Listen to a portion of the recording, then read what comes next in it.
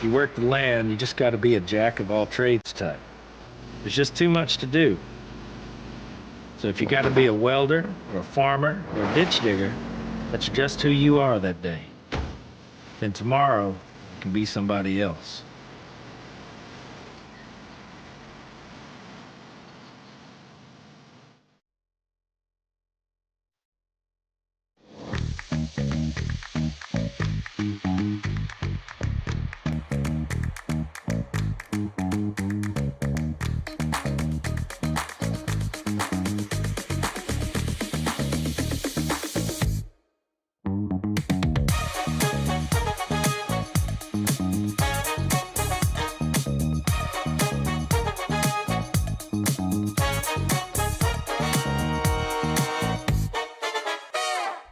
Faces around Lake Tahoe are legendary. But this fall, new ones will emerge in the Tahoe Basin. Pullman, Moe, Gushu, and more. November 4th through 9th, the Grand Slam of Curling's first ever event in the U.S. is coming to Lake Tahoe, where the greatest rock stars on earth unite for 6 days of incredible curling, celebrity appearances, and off-parade curl parties you won't want to miss. Get your tickets at thegrandslamofcurling.com.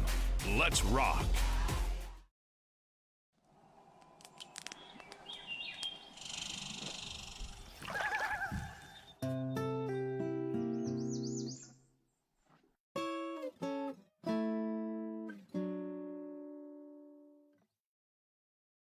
Ste.Marie Airport Development Corporation, owner and operator of the Sault Ste. Marie, Ontario, Canada Airport, is proud to support the Sault Curlers Fall Classic and welcome all to beautiful Sault Ste. Marie.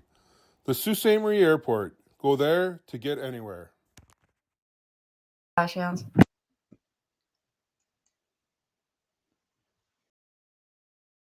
And welcome. Good morning to all.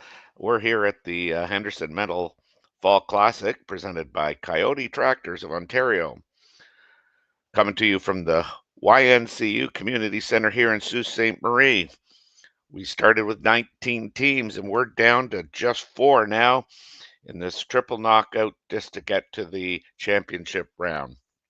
I'm Terry Corbin, and I'm pleased to be sitting in the seat bringing you this semifinal game between Evan Van Amsterdam and Team Daniel Casper. We have a little bit of a lineup change in that if you're following on Curling Zone and you're looking at the lineup, Daniel Casper's not here today. Luke Violet will be throwing third rocks, and skipping the rink will be Rich Ruohonen. He's also going to be throwing the lead rocks. Van Amsterdam is going to be throwing the green-handled rocks, while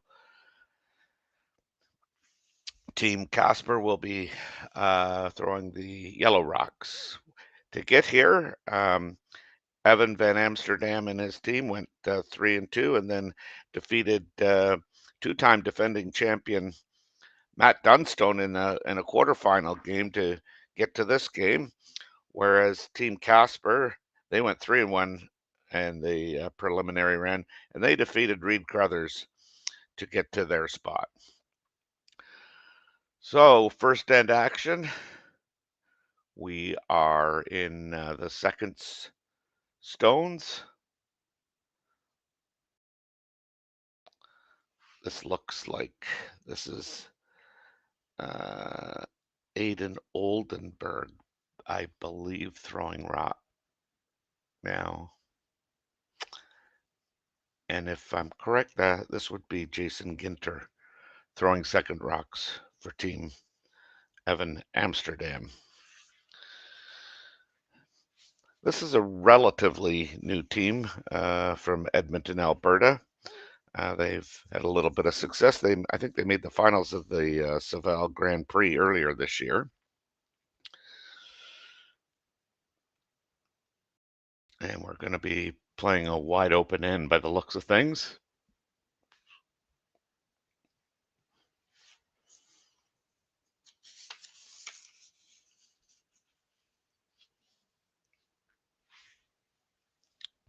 We have another semifinal action game going on at this time as well. John Epping and Joel Retornaz are the or is the matchup for the other semifinal games. So we've been treated to some really good curling here along the way. Um, like I said, kind of a giant killer there in the quarterfinal by Evan Van Amsterdam's team, beating two-time defending champion Matt Downstone. Matt probably thought he owned this spiel. Good prize purse here.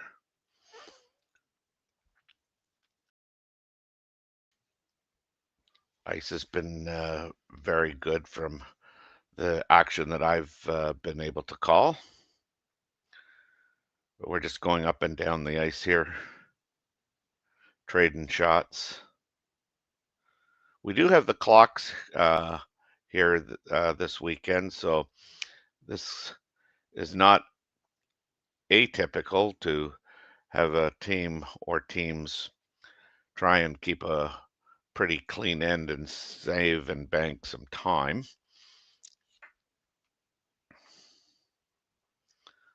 Ooh, we might have our first miss. Yes.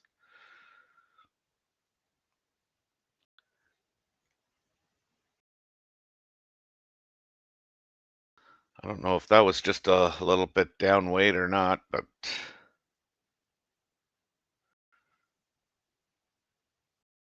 now Evan Van Amsterdam's calling for Jeremy Hardy to split the rings. Pretty late in an end to think that they might not be able to spread the rocks out and keep this deuce intact. Want to get it as far away from as possible from that rock while trying to get it right to the tee line, and that's very well done. Good weight.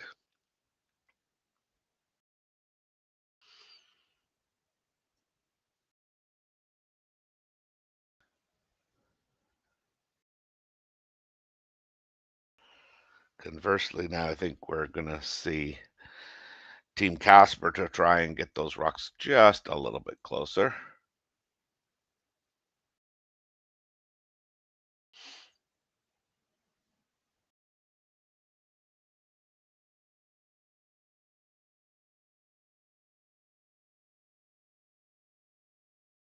This will be Evan Van Amsterdam's first rock of the first end.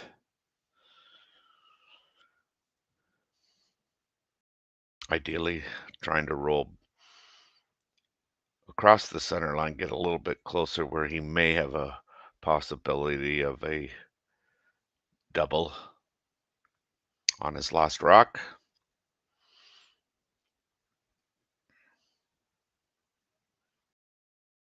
Notice all these players throw a pretty good rotation now. Very quiet. Kind of ballsy, I think, playing that kind of weight and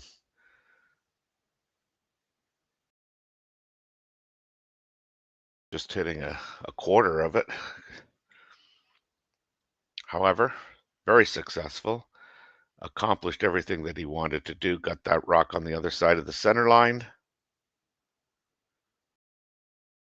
A little closer to that yellow rock in the edge of the 12-foot.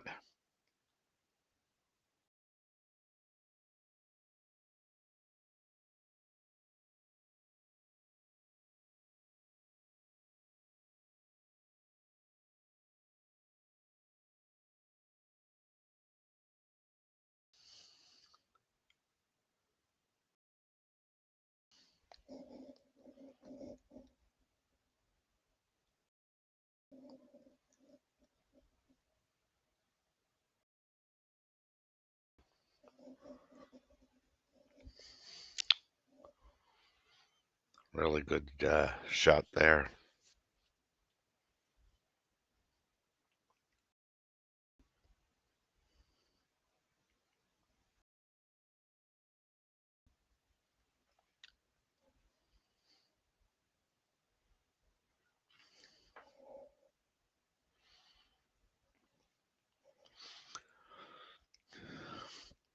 Pretty steep double. It'll be interesting to see if Van Amsterdam takes this on.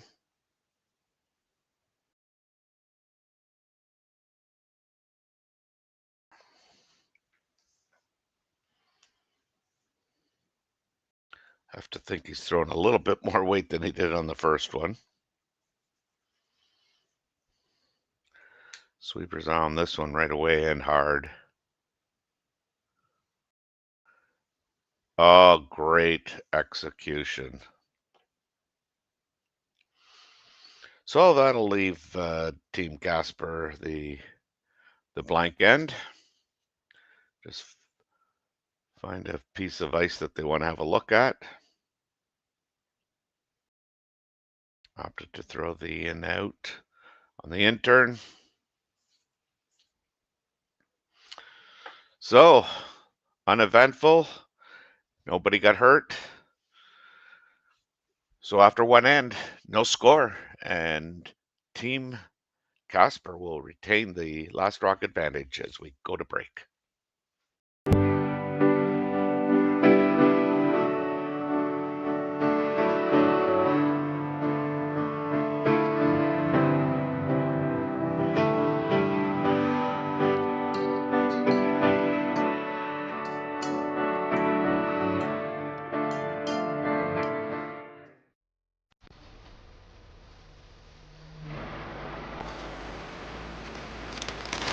You work the land, you just got to be a jack of all trades type. There's just too much to do. So if you got to be a welder, or a farmer, or a ditch digger, that's just who you are that day. Then tomorrow, you can be somebody else.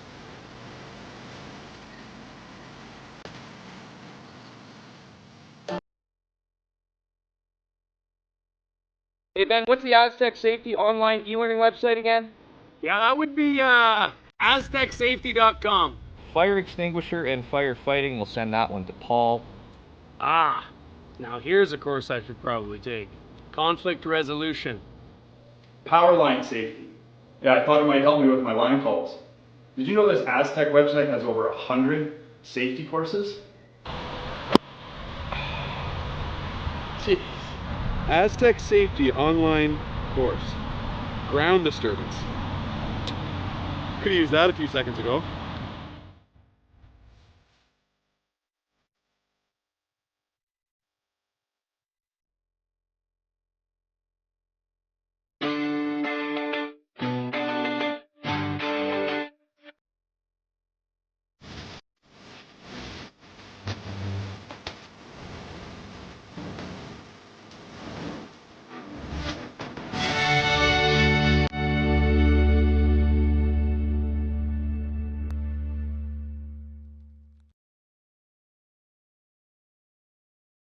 Live curling rocks. And this November, the best in the world are coming to Tahoe. Get your seats now at gsoctickets.com. But hurry, early bird pricing ends soon.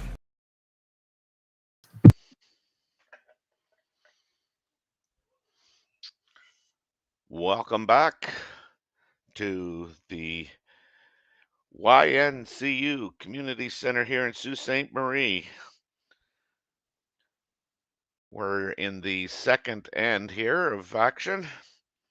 We've got Van Amsterdam with throwing the green colored rock stones, and we've got Team Casper throwing the yellow ones.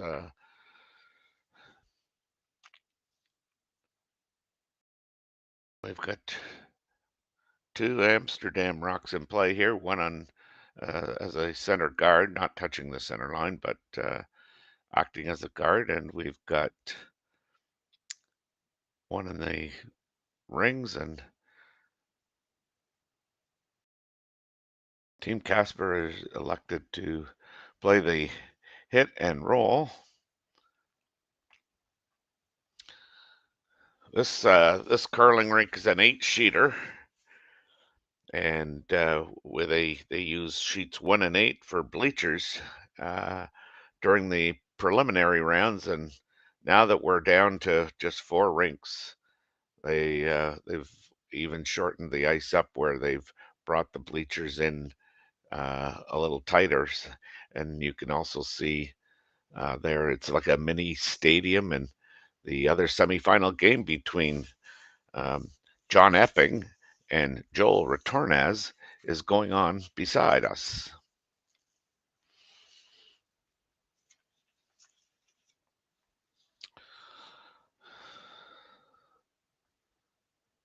So sitting one,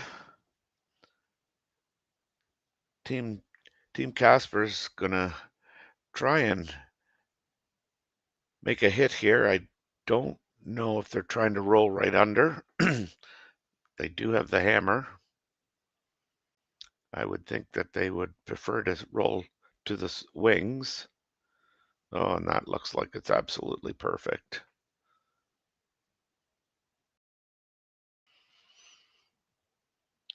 The real nice thing of watching curling at this level is how they move the rocks from one side of the sheet to the other side of the house, to try and set up shots for themselves, and how the other team tries to counteract that by trying to keep as much distance between rocks as possible.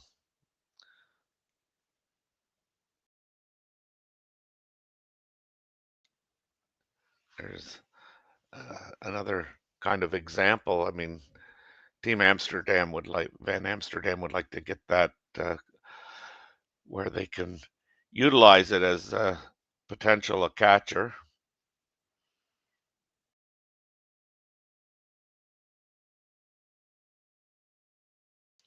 Really trying to make this one curl. Looks pretty good.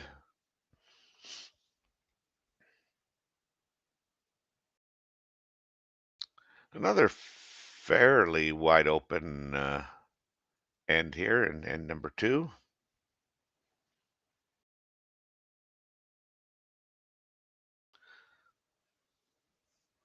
As mentioned earlier, this Van Amsterdam team defeated two-time defending champion Matt Dunstone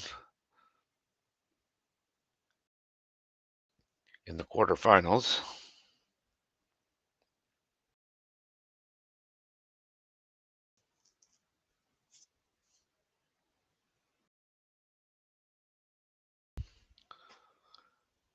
A lot of curling going on today. We have the pre-trials in Nova Scotia this morning. We have a final between McDonald and, oh my gosh, his name escapes me, at the Calvert, to see who will get into the trials competition.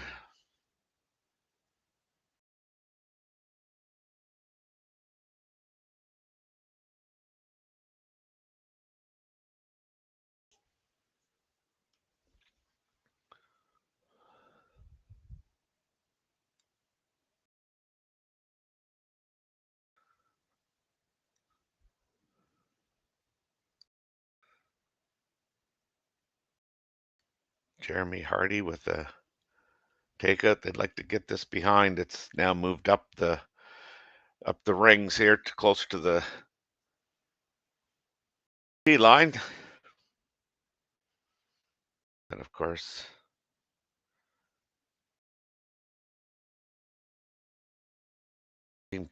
Casper is going to try and roll back out to the wing here.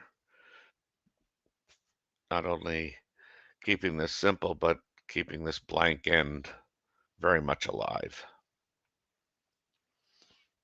Sweepers are communicating that this may be down a little, but they're sweeping to make it curl, so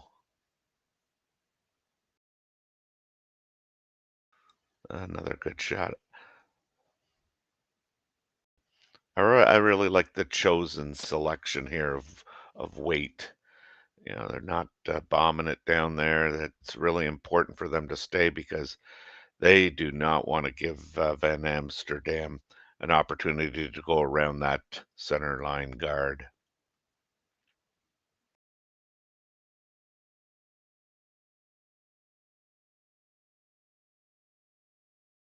So this will be Evan's intern.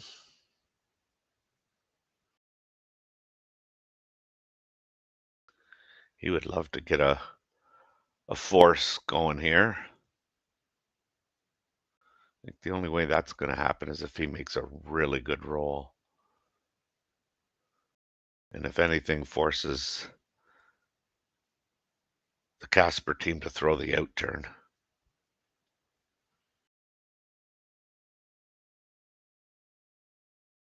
Again, very quiet weight. Pretty much got it on the nose.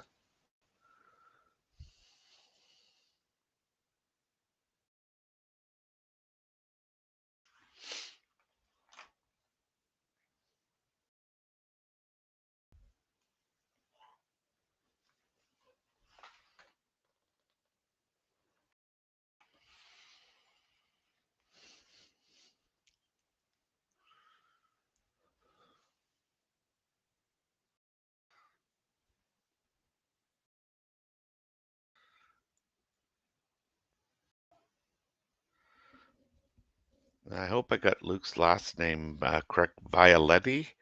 I've got it from our inside sources, the beat reporters, that Luke's been having a whale of a weekend here with shot making.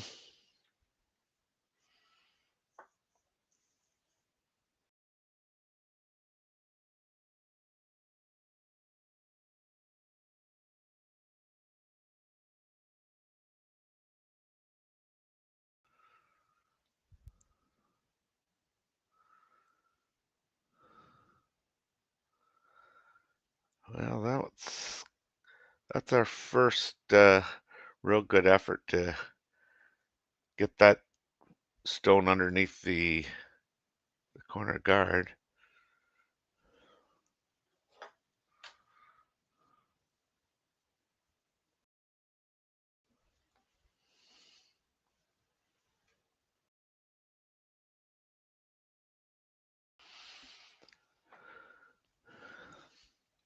Now Evan Van Amsterdam with his last rock.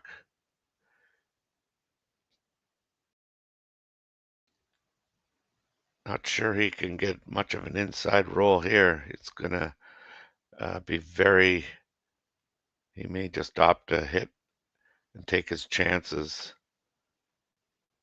with a controlled weight shot.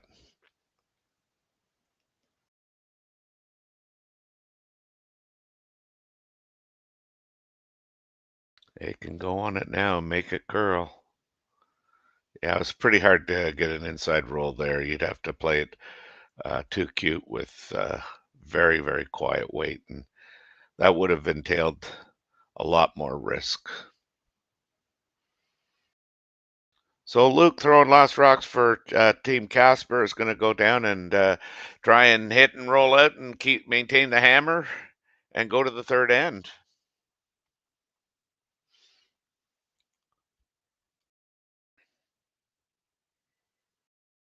We've really only had the one miss, and that was at a Team Van Amsterdam in the first end, and Evan corrected things for his team by making that great double on his last shot.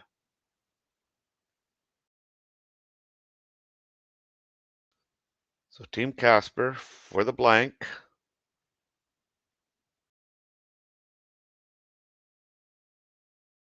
Got it. So the boys have been saving some time here because there hasn't been anything complicated to date, but I'm looking forward to possibly the third end being a lot more intense and a few more rocks in play. We'll be back after these messages. Developed over a decade in collaboration with the finest ice makers this side of the Atlantic, the Pebblehead PB5 is nothing short of a triumph of sophistication and craftsmanship.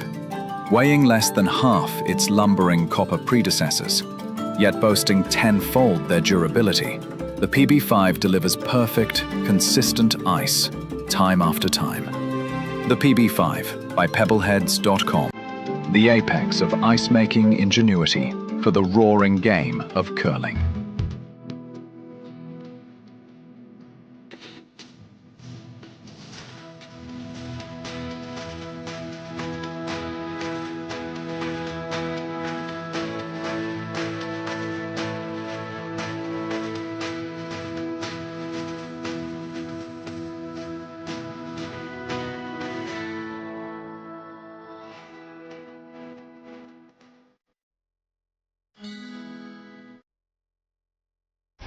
The 2025-2026 Grand Slam of Curling schedule is out, with big events happening all over Canada, like the Masters heading to London in September, the Tour Challenge from NISCU this October, the Canadian Open from Saskatoon in December, and the Players' Championship from Steinbeck coming in January. Early bird weekend and full event passes on sale now at gsoctickets.com. Let's rock. I've got this one.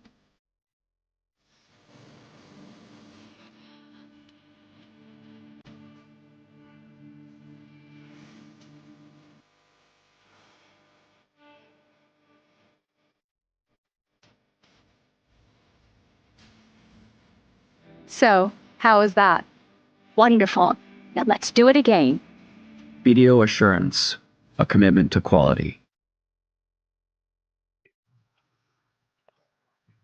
Welcome back here to the YNCU Community Center here in Sault Ste. Marie, the Henderson Medal Fall Classic presented by Coyote Tractors of Ontario. We're locked in a tremendously average, low-scoring 0-0 game. Really hoping for a little bit more action like they have on the sheet beside them, where they've got lots of rocks in play.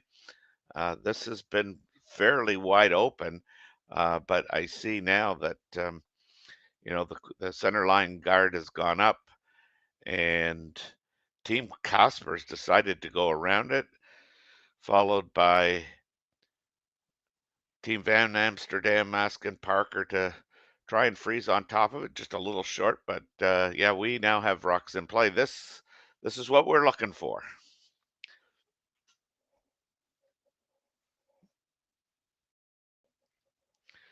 This allows all the armchair quarterbacks and skips and general managers to weigh in and talk about what they would do.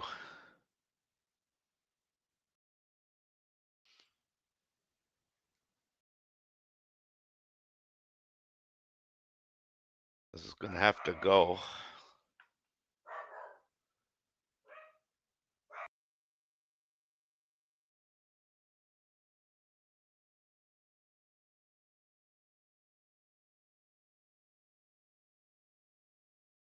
So just a little rub off there.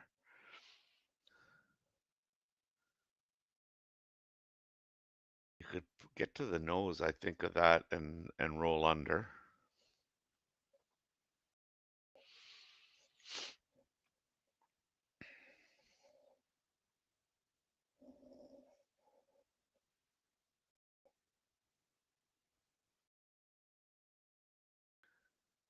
I believe this is Jason Ginter with, Jason Ginter with his first one. This is curling hard, and they're by the front by the looks of it. Oh dear. Just rub that front one. It's got two shooters or two counters in the rings, as does Van Amsterdam, but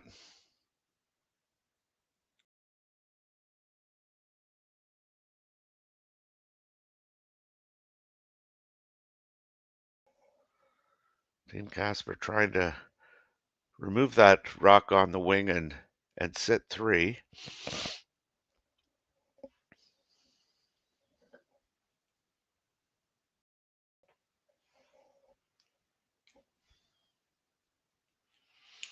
Executed as required.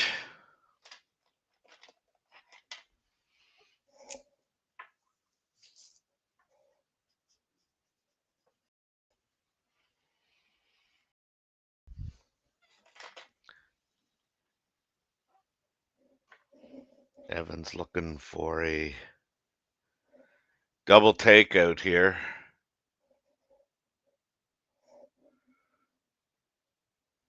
With Ginter's last rock of the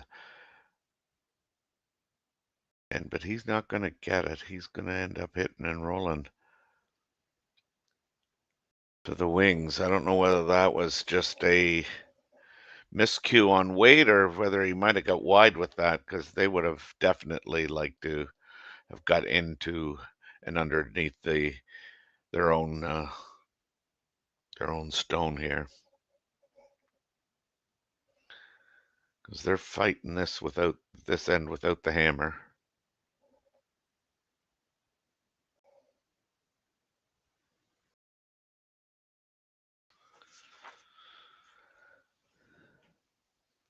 As mentioned at the start, this is Rich Ruohonen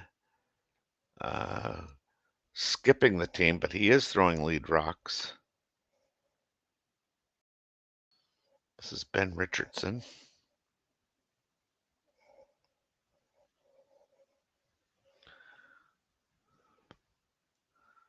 Sweeping it hard.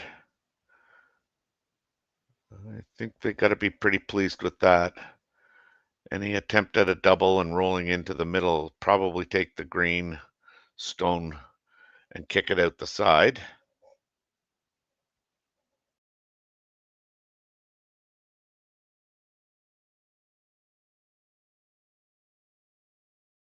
How Evan would probably be happy if Jeremy could just get this half or 3/4 underneath the guard that they have out front.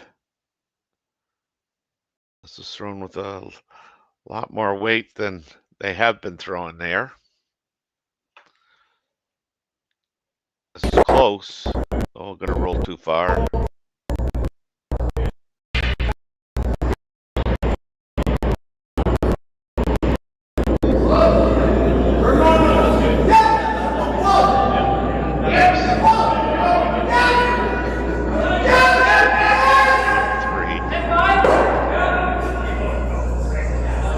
Amsterdam sitting 2 and 4.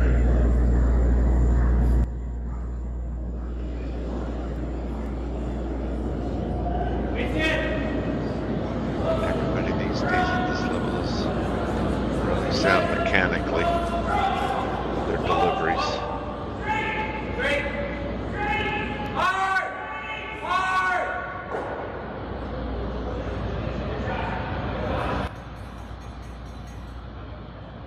Pretty good.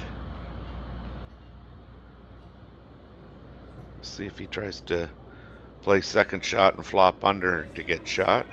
That looks like what the call is.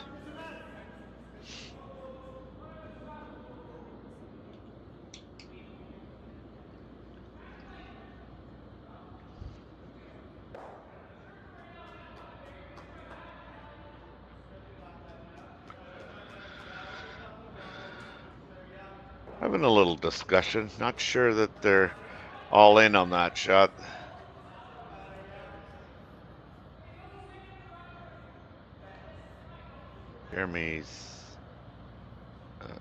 Jeremy Hardy's maybe being asked to run the green center guard into the pile.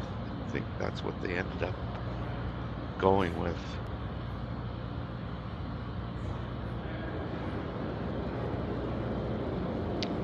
Shocked that they would be playing this, just in the sense that that rocks they're out, but it looks pretty good at making this. Oh, it makes a great double.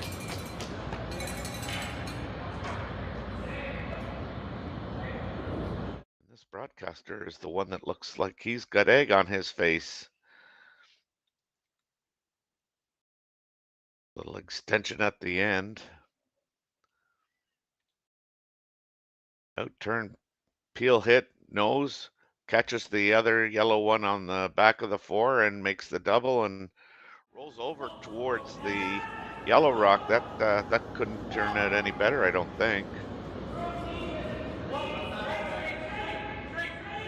they're going to try and get back underneath that. Oh, great shot. Great shooting. Great shooting. Turn it over to Van Amsterdam. Team Casper says, your turn. I have to run that again.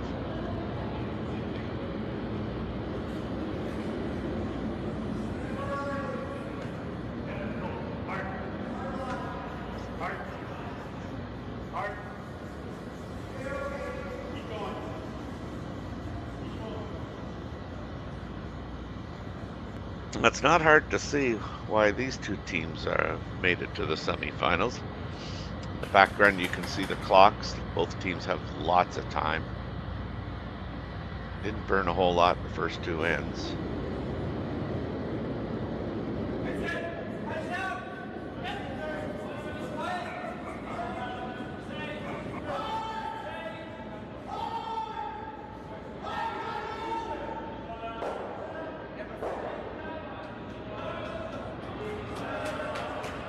Wow, just rinse, repeat. Perfect roll. That just takes that end all away. Wow, what a shot.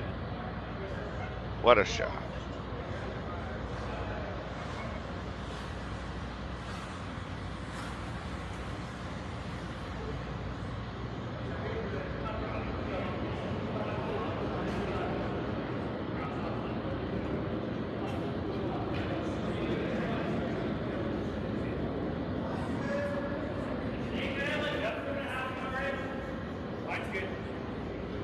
Been treated to some real great shot making this end. Nothing routine about the shots they've been calling. Degree of difficulty increased drastically.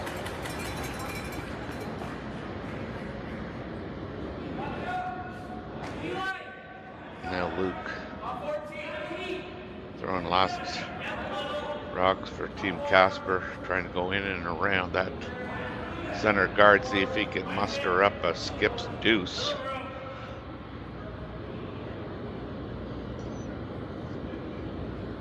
He's going to leave Evan Van Amsterdam another run back by the looks of it. He's made it twice, why not three times? Although he's got a little bit more to look at, I suppose, but again, you've made it twice.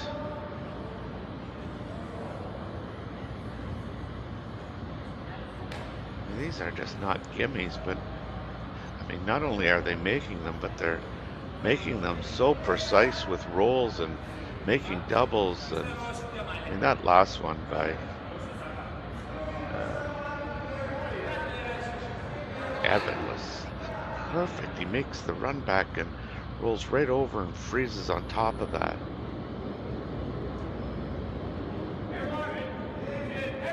Got that going just a little bit outside, but looks pretty good.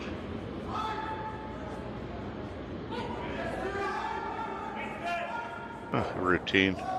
Not only that, but again, nails it.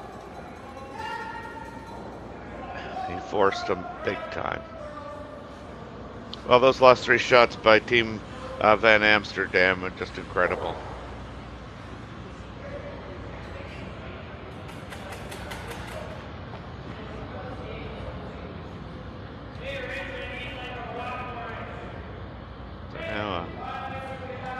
Straight draw. Needs a piece of the button by the looks of it. A shot rock of just a piece. A rock of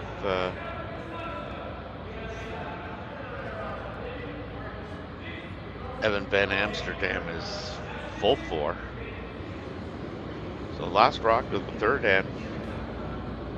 Needing a piece of the button to score his one. Here in the third end, having had the hammer in the first two ends previously, they're working this pretty good. This is close.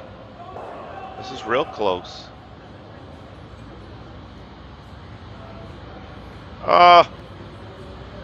Well, curling fans, you've just been witness to some really good shooting there in that third end. Now, boys, let's get the scoreboard right. Come on now. Great. There we go. 3 consecutive run backs. Draw to the button. 1-0 for Team Casper over Evan Van Amsterdam's rink from Edmonton, Alberta. We'll be back after these short messages.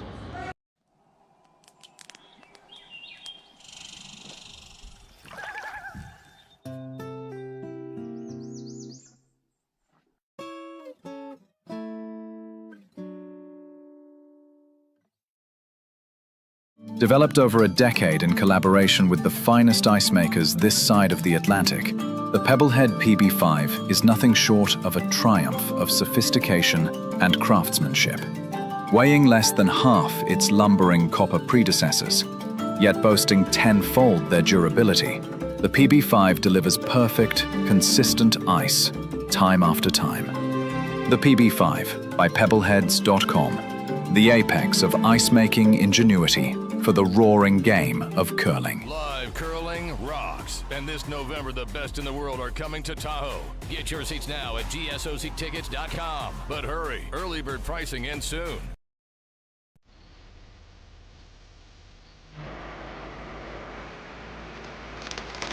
If you work the land, you just got to be a jack of all trades type. There's just too much to do. So if you got to be a welder, or a farmer, or a ditch digger, that's just who you are that day. Then tomorrow, you can be somebody else.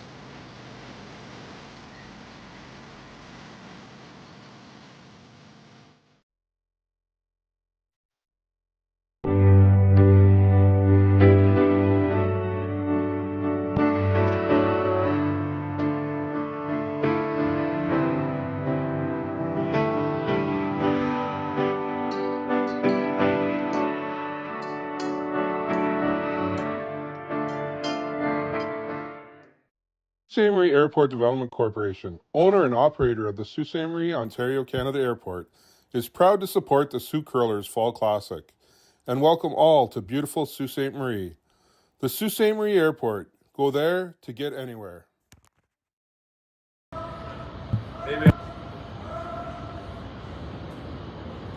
Welcome back to the YNCU Community Center here in Sault Ste. Marie. We're in N4 of the Henderson Metal Fall Classic presented by Kioti Tractors of Ontario.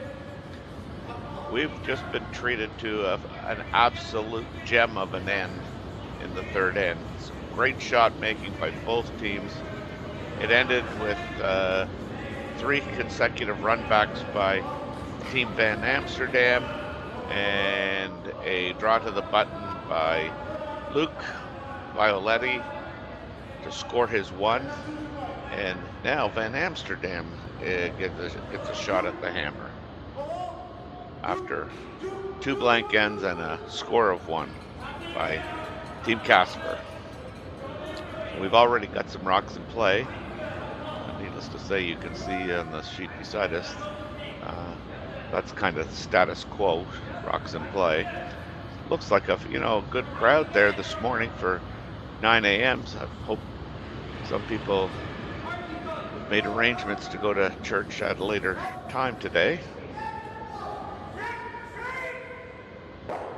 9 a.m. starts are tough on the curlers if you're there to do a little socializing the night before.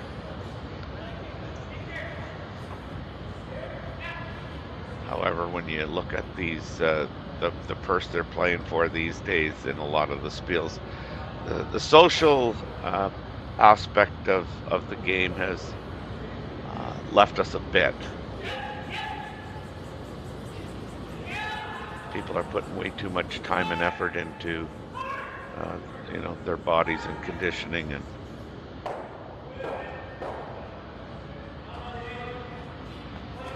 it's a very good shot. Certainly Team Van Amsterdam has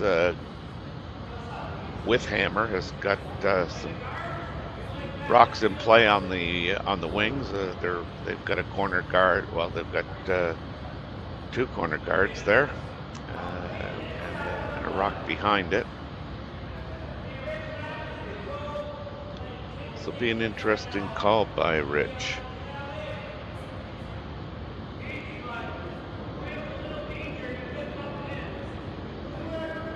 I think they're talking about running those corners.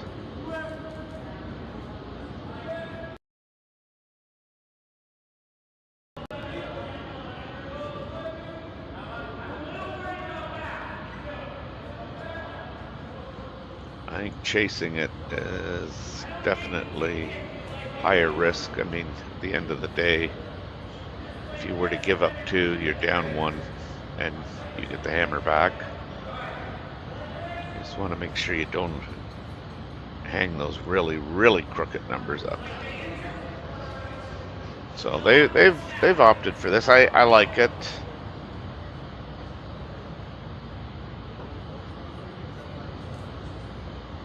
You could argue that it's a conservative call, but I would argue that it's more of a smart call. Trying to eliminate a huge big end. Look at that. Very well done.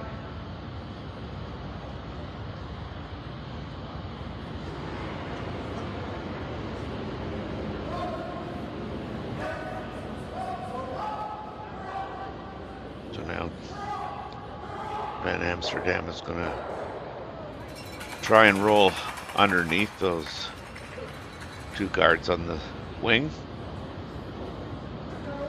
with the hammer. I mean, that's where you want to be. You'd like to force Team Casper into having to make a similar shot that they just made with that run back, but they're not going to get that behind the corners, not unless they pick it up and place it there.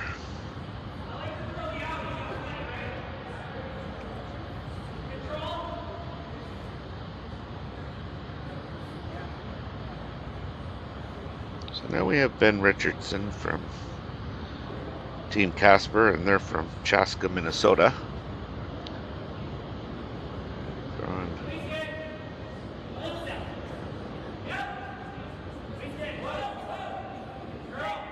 His first rock of this end.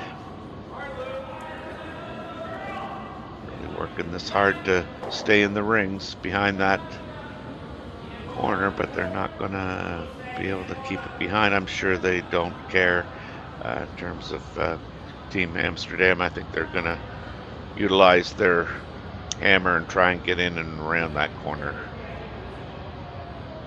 pile.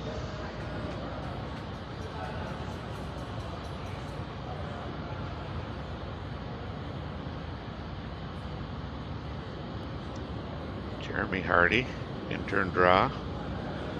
I'd love to keep this just above the tee line.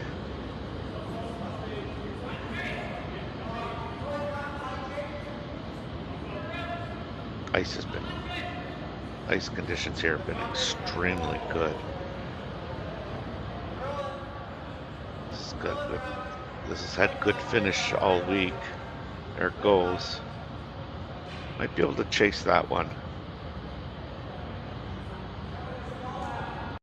Yeah.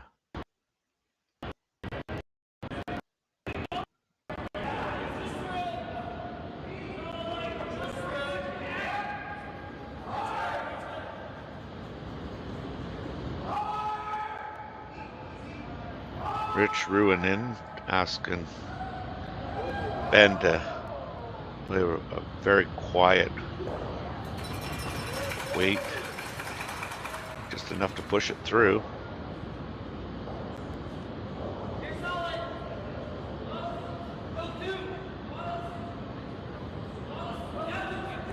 Looks pretty good.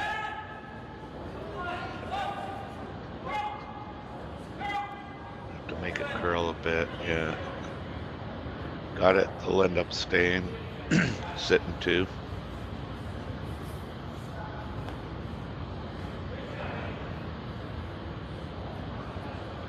Again, then Amsterdam, I think, is ignoring that and trying to go around the corner.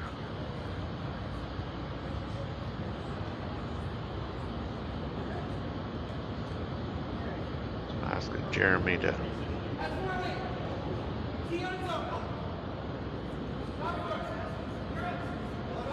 make this one just a little better. Get it fully buried.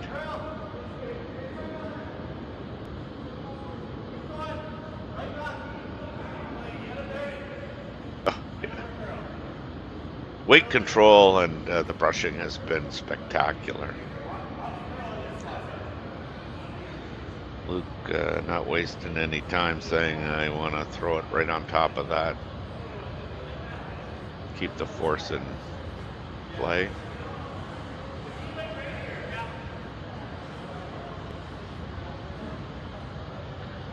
Well, we got a minute. I was informed that Van Amsterdam made just a fantastic shot there yesterday. I guess it's highlighted on X. It was a raise back for 3.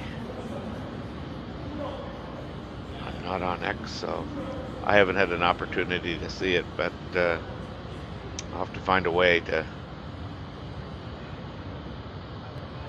find that clip because they said just unbelievable. So now Luke Violetti trying to come down and sit right on top of that last rock thrown by Jeremy Hardy.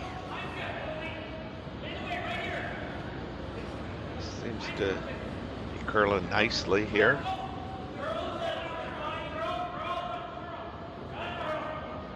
Want to get it in for second shot, which he does. Oh. Curling fans, you just gotta love the shot making.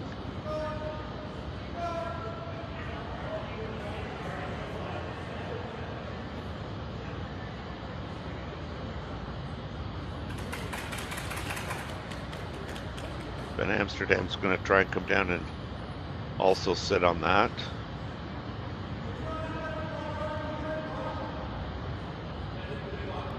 Be interesting, and I think he's playing the quasi-freeze there, and he won't be shot, and it'll be interesting to see what Team Casper decides. Daniel's not here with the team. You may find that they're asking him to be the 5th.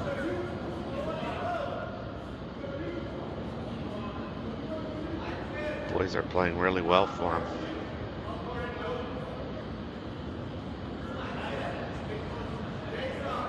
So, yet another come around.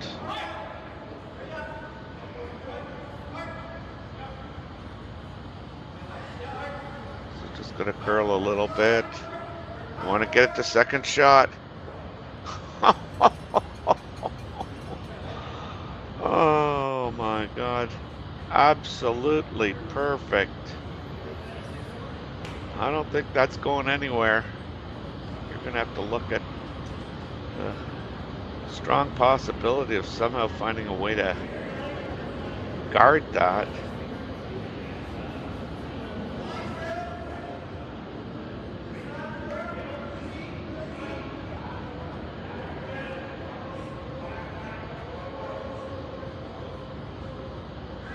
And anywhere in the kind of the, I think you could even probably go to the, just another 3-4 inches deeper.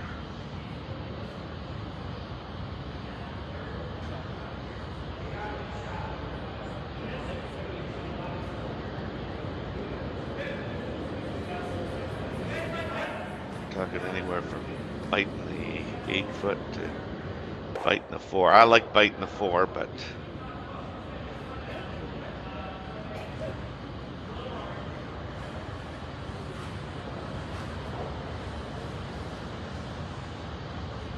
biting the 4, if you don't, you make the double, you probably don't get 2.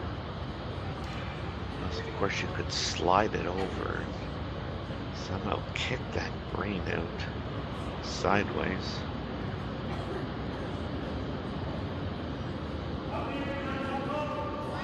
So here we go, last rock of the end for Luke Violet of Team Casper.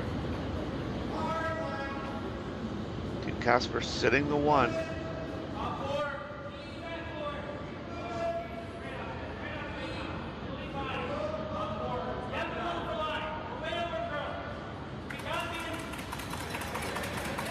think this is over curling.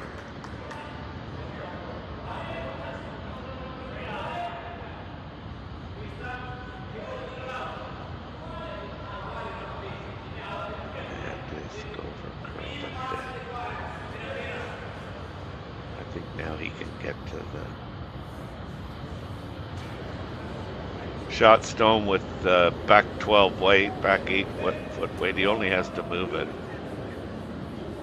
probably 6 inches.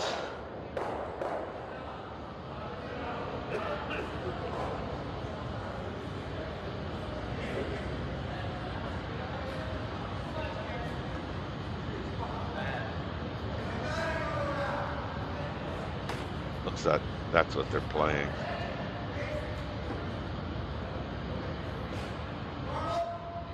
Again, it's been literally no hesitation in terms of what shot they want to play throughout the end here. That last one that Van Amsterdam threw was just pistol perfect. This is a delicate tap back. Don't want this to over curl.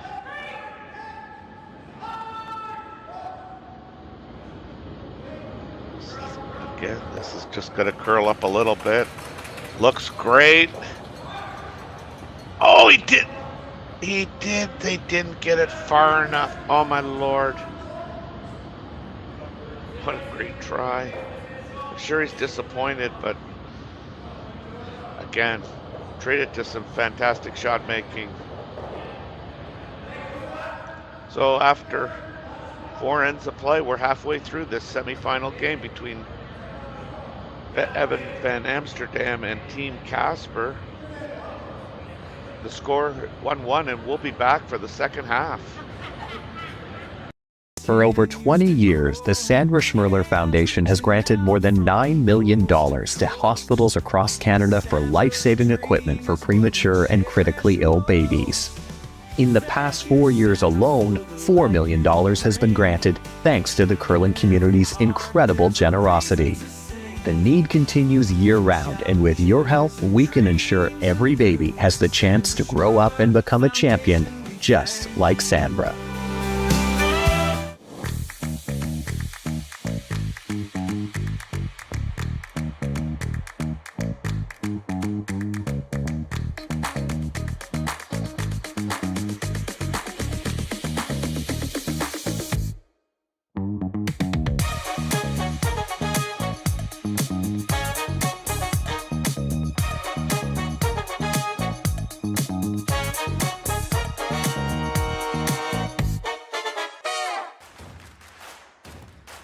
Imagine being able to stream every curling game from every sheet from any event, be it your Wednesday league game, bonspiel, or corporate event.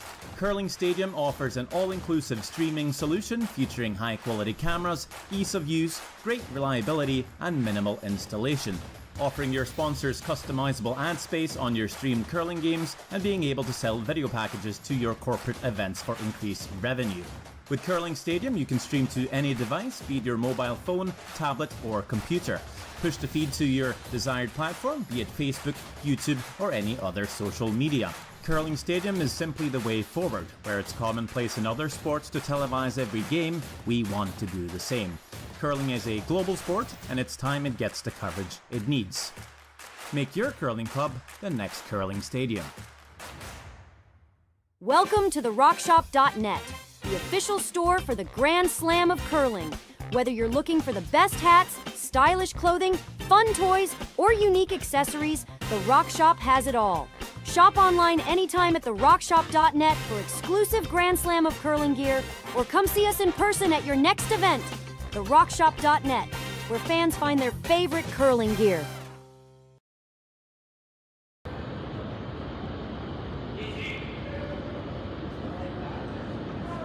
Welcome back to the Henderson Metal Fall Classic presented by Coyote Tractors of Ontario here at the YNCU Curling Center in Sault Ste. Marie. We have been entertained for the last 2 ends with some spectacular shot making by both teams, and it looks like it might even continue here. Such precision in the draw weights, making freezes like they're the easiest shot in curling. We've got a 1-1 game.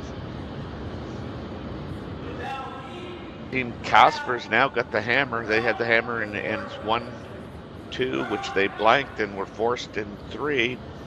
And then Amsterdam had the hammer in their last end. Had a shot for 2. Probably it was no more than 2 inches of counting his 2, but got his 1, which I think was a priority. And here we are, we're going into the second half of a scheduled 8-end game. Tied at 1-1. These teams are playing for a $100,000 purse. We're down to 4 teams. These 2 that are you're watching right now, and then in the other semifinal, John Epping and Joel Ruohonen are fighting it out for a spot in the finals.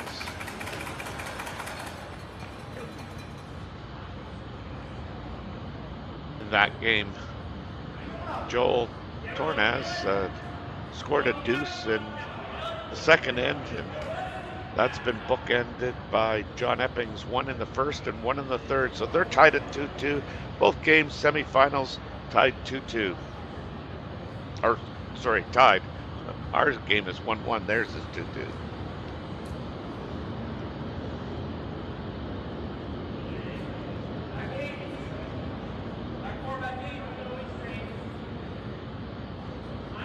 Yeah, this is Aiden Oldenburg.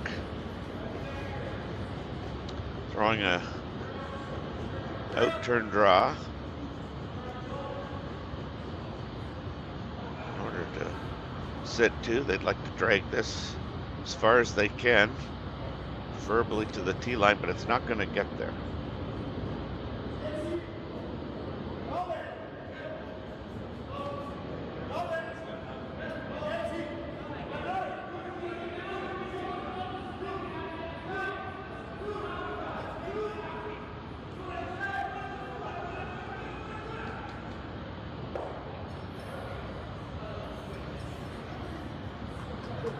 I'm not sure here. I just lost my audio in the headset, so bear with me. I'm pretty sure I'm still connected and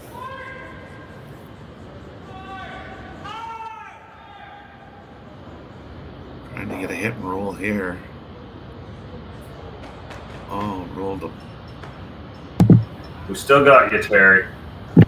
Rolled a half a foot too far. Again, these calls are looking so routine, but I mean, it requires a lot of communication on behalf of the sweepers to the skip and the skip back to the sweepers.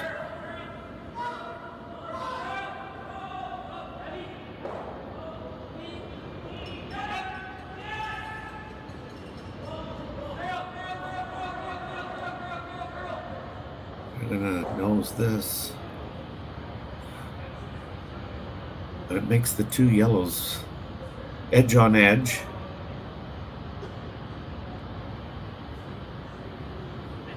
This is often where you see them just rub the top one and get nothing out of the shot.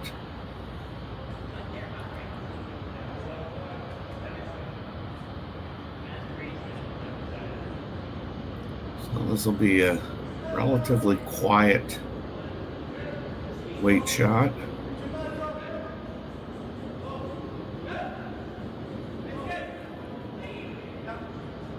Jeremy Hardy.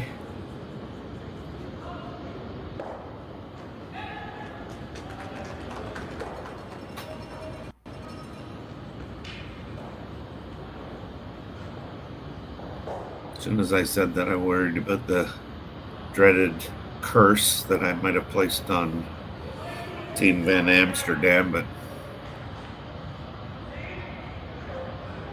I got away with it.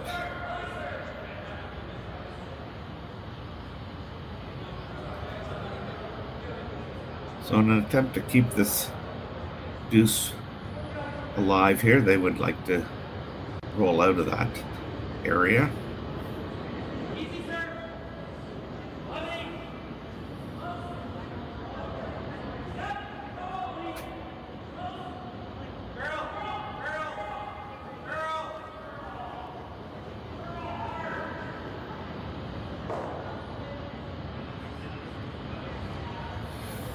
Yeah, I wonder if the double is there.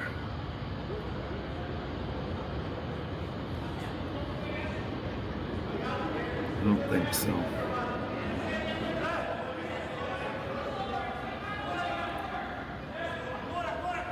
You got room to roll it to the inside, which you might be able to push that yellow out into the open.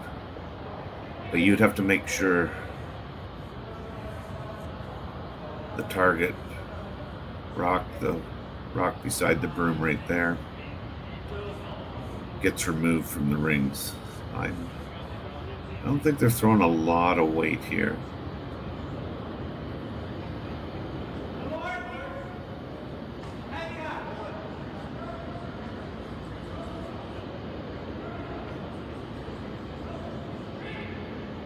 This is close. They've been curl, straight. Gonna get a little inside roll.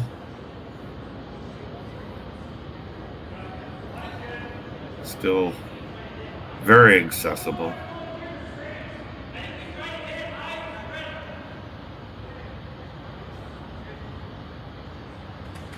Despite being accessible, I don't think there's a lot of opportunity to roll and make it better. And we saw how Team Van Amsterdam likes that run back. I think trying to get that out to the wing is probably a little bit better, yes. And you might even move that yellow one out of the way as well to the wing. So here we go.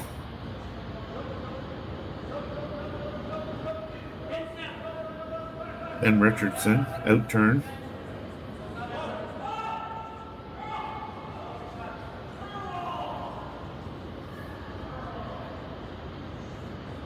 Ooh, this has got a lot of curling to do. Ike.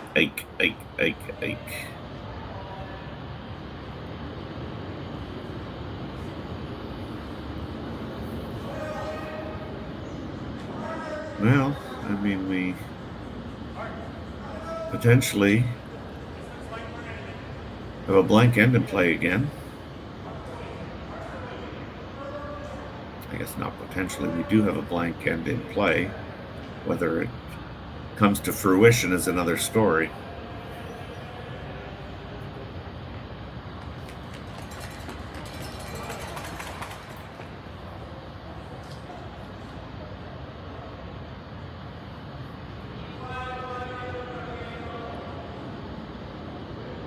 So Van Amsterdam, intern hit.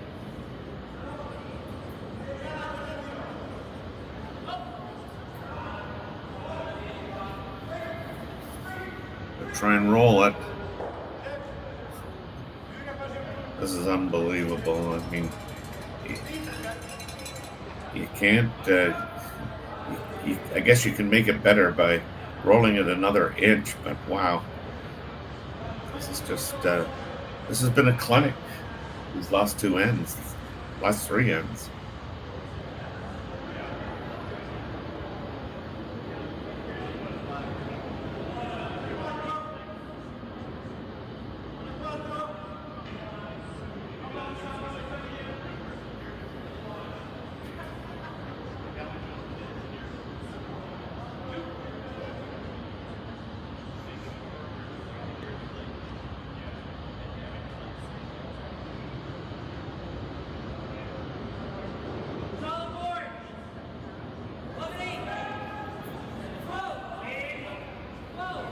So now Luke throwing last rocks for Team Casper. He's going to make this and roll to the wing. Again, exactly what you want to do.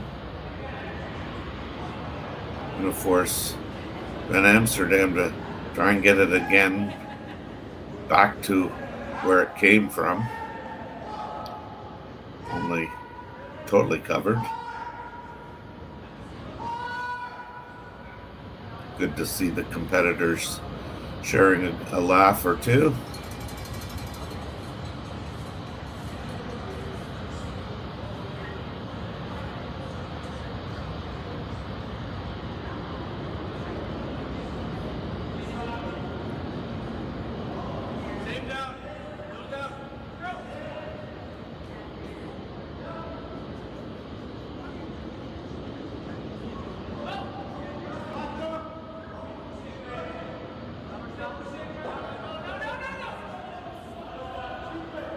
Well, you know what? I mean,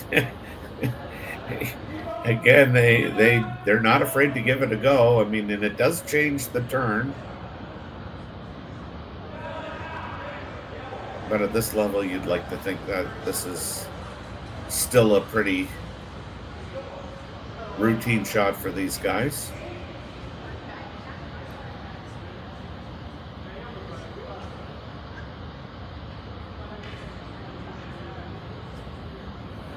This will be Team Casper's third attempt at a blank end. They've been successful in the previous two. Fifth end, last shot for the blank.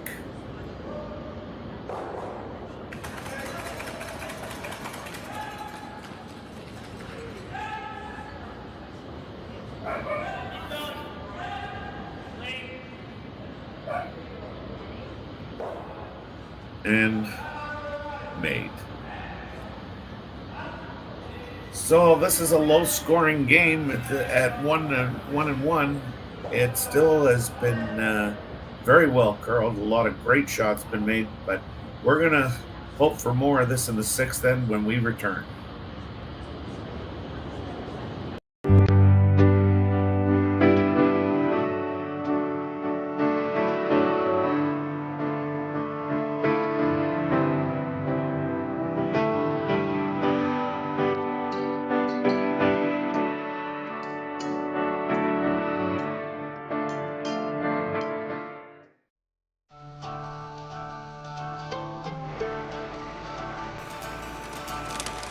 If you work the land, you just got to be a jack of all trades type.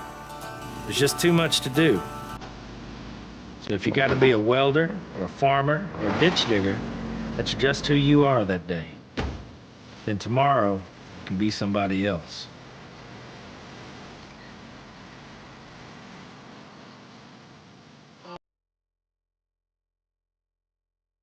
Hey Ben, what's the Aztec Safety online e-learning website again?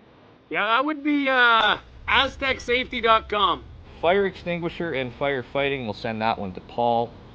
Ah, now here's a course I should probably take. Conflict resolution. Power line safety. Yeah, I thought it might help me with my line calls. Did you know this Aztec website has over 100 safety courses? Jeez. Aztec Safety online course. Ground disturbance. Could have used that a few seconds ago.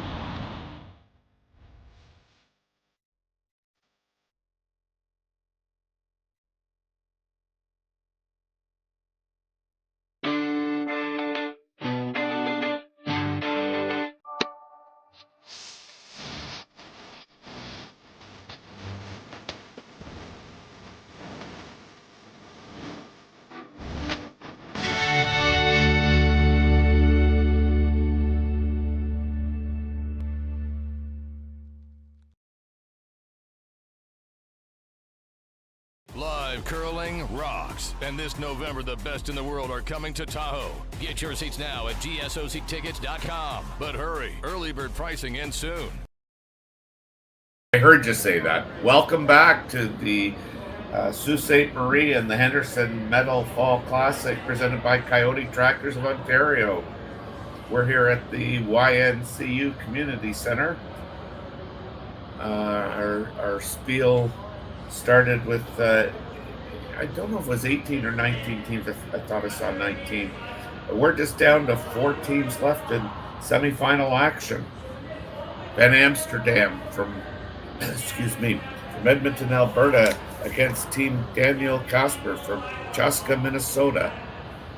And then over on the other side, we have a semifinal between Joel Returnaz from Italy against John Epping from Sudbury, Ontario, curling out of Sudbury, Ontario, and Returnaz is up 3-2 playing the fifth end. Here we're in the sixth of a 1-1 game. We've been treated to some absolutely fantastic shot making. Those freezes are not easy to make, and they are making them look like just going to the fridge and getting some milk.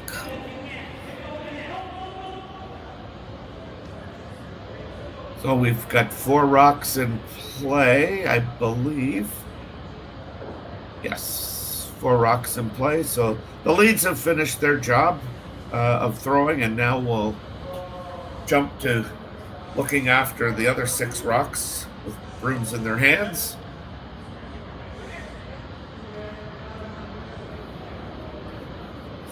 Team Amsterdam, Van Amsterdam, I apologize. They are going around on the intern here.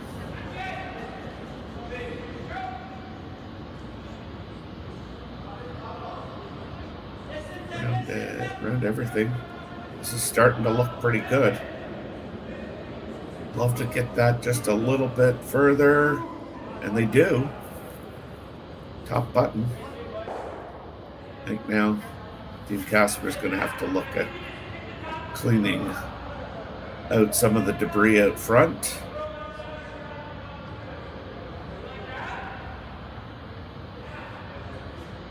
That would be a ballsy call.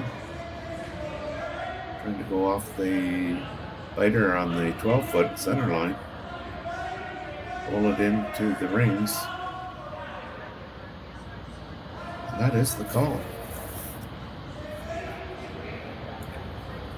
So trying to make something out of not much right now. They do have the hammer, so that's another reason why this is somewhat inviting.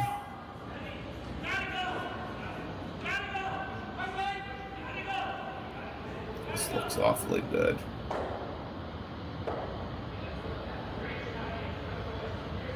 And it is. It'll be interesting to see whether Van Amsterdam wants to remove that and roll to the center. Go right around. Or hit the wide one out in the wings and roll under. I don't like that one, but I think either of the other two are good. I think if you're Van Amsterdam, you don't want to start having those yellow ones pile up. You don't have that hammer.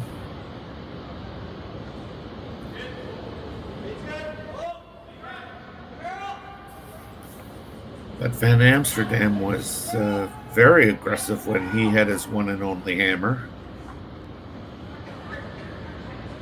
This is going to have to hang on there at the back.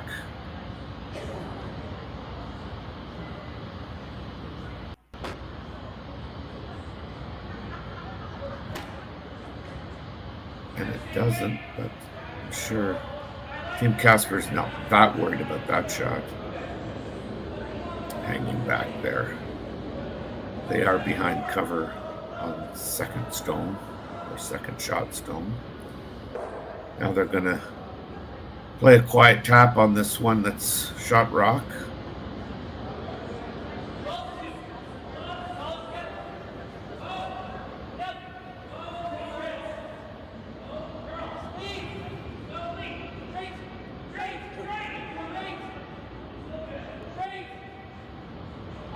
And probably to nobody's surprise, they've made this,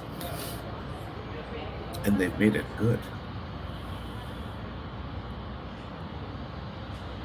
And now, I mean, Van Amsterdam's got to be careful at rolling into the middle. He doesn't have that shot rock jam on the green rock there at the very back.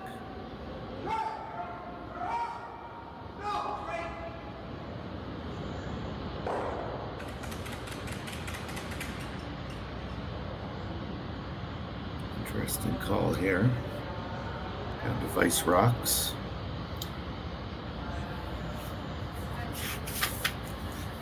Evan's asking Jeremy to make that double on the run back. Went out in the corner, the wings. Oh, and he stuffs it. Eesh. That was the risk you were taking on.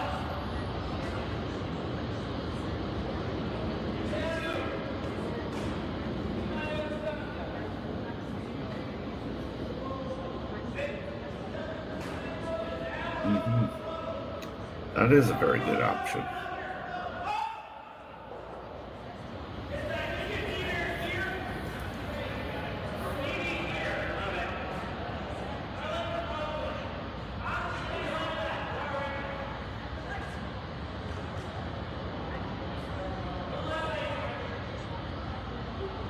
So they've called for this there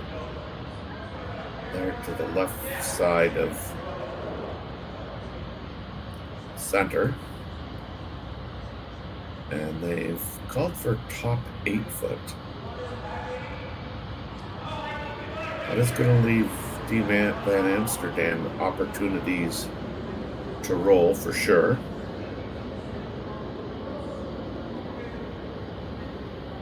It really gets down to like,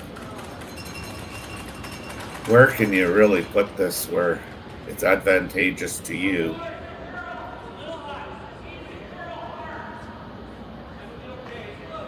They're really trying to carve that. You can see the trying to get that right over.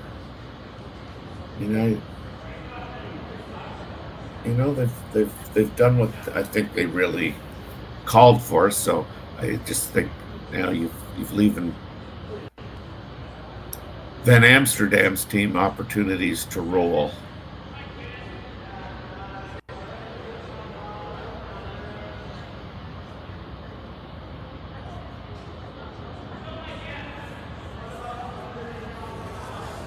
And Casper's really got an end going here. And I'm sure that, being the 6th end, they'd like to ensure a deuce.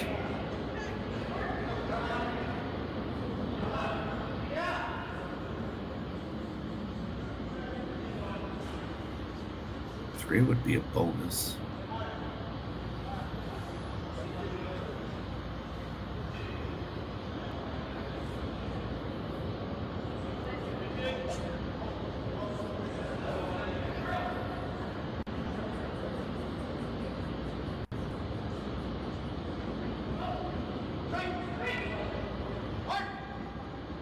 Sweeping this hard.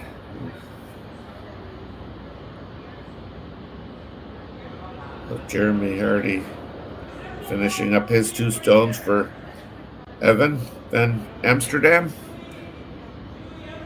And the scenario presented to Evan Van Amsterdam is certainly not what he was hoping for when this end started out.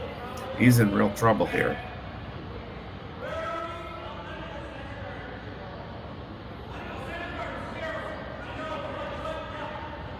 It was enhanced by the attempt to run the yellow corner guard into the yellow one on in the rings on the wings, and he jammed it.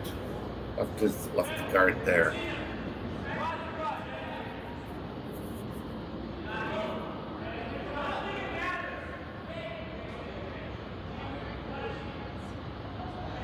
Team Van Amsterdam maybe saying Sunday prayers right about now.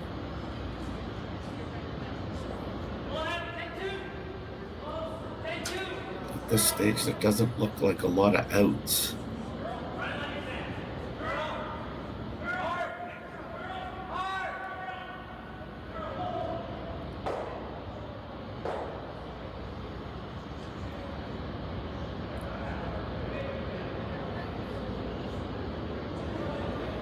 Well, freezing to that back one now might be an opportunity to get out, and also they've got that double across the house.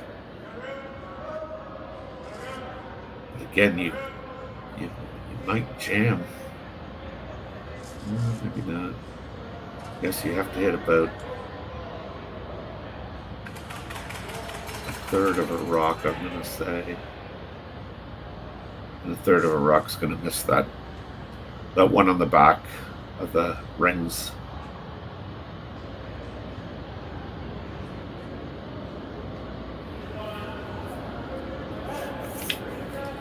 So Evan, who's thrown a whale of a game here, is really going to have to dig deep to try and get the team out of this end.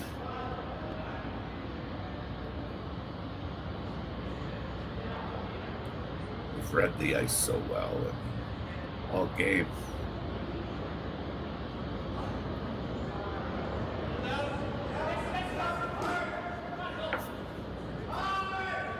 They've jumped on this. They're off. This has got to be close. Oh, you don't want to get it out in the open. They just actually held that too much.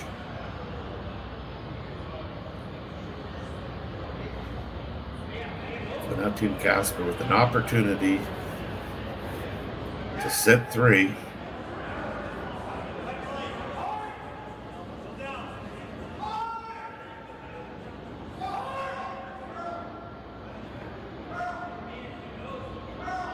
Rich Ruohonen and Luke Violetti talking this one through. They've got lots of time. You can see the clocks in the back.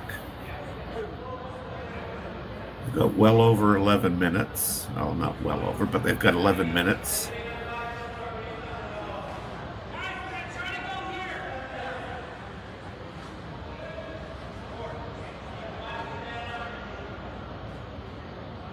Team Van Amsterdam, 14 minutes. Really only have 2 ends left to play. Neither team has used any of their timeouts. So time's not going to be a factor here today in this game.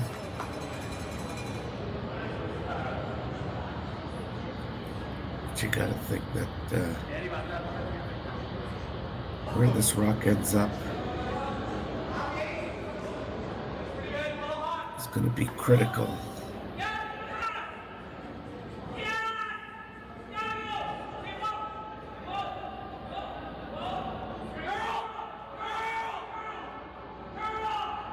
Wow, they wanted to roll to the other side. And they've done that.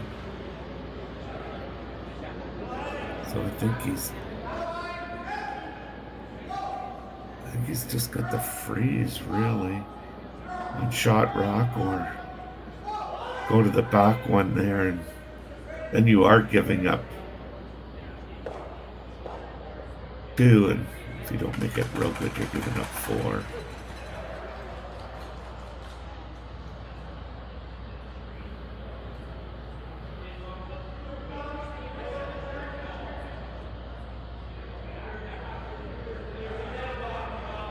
So Parker's Conashu's come down to be part of the conversation, as has Jason Ginter.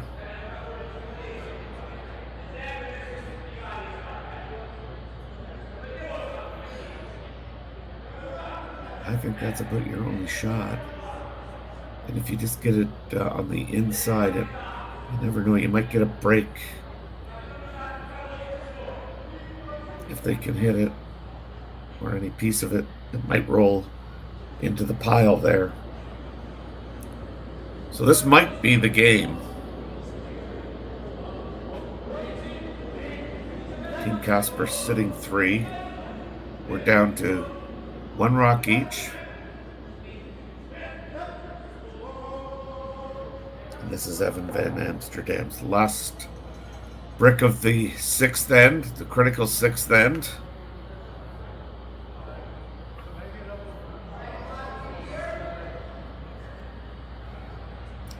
Intern freeze.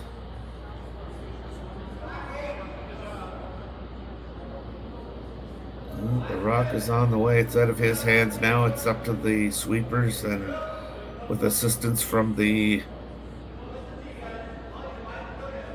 skip, the vice skip, Jeremy Hardy. A little bit of on-off. It's got to get to the inside, though. It's got to get to the inside. Got to get to the inside. Well,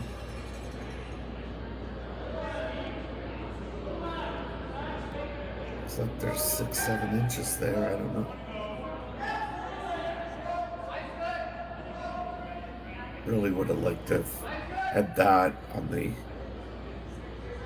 other side in terms of the stagger.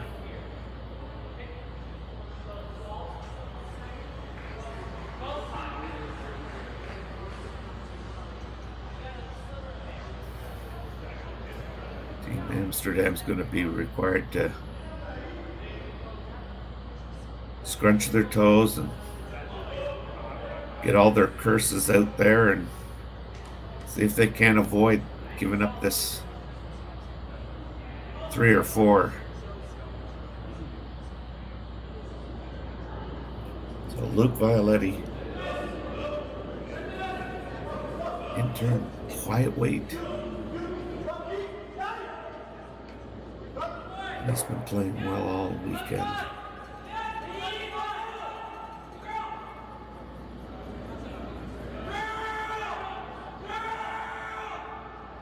They're carving it. It looks pretty good. Oh, yes. Oh, and you can see by the reaction of Team Casper and specifically Luke Violetti, he makes it. Score of 4. Big turning point. We'll be back right after these messages.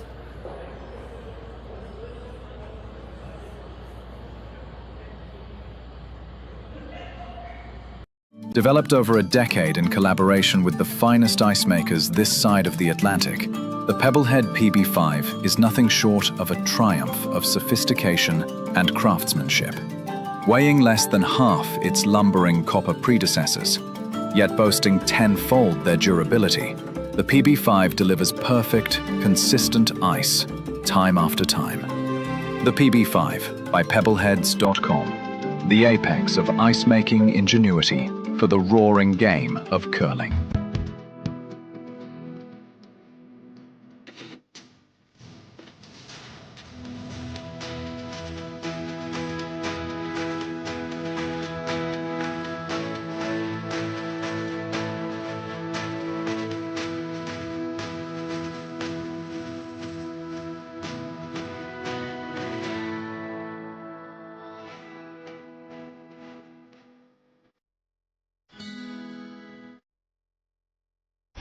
The 2025-2026 Grand Slam of Curling schedule is out, with big events happening all over Canada, like the Masters heading to London in September, the Tour Challenge from NISCU this October, the Canadian Open from Saskatoon in December, and the Players' Championship from Steinbeck coming in January.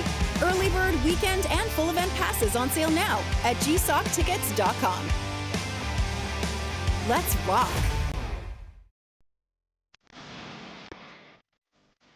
I've got this one.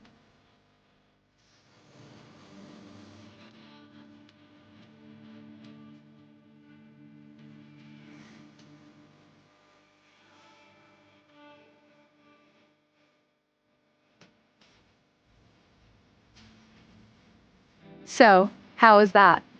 Wonderful. Now let's do it again. BDO Assurance, a commitment to quality.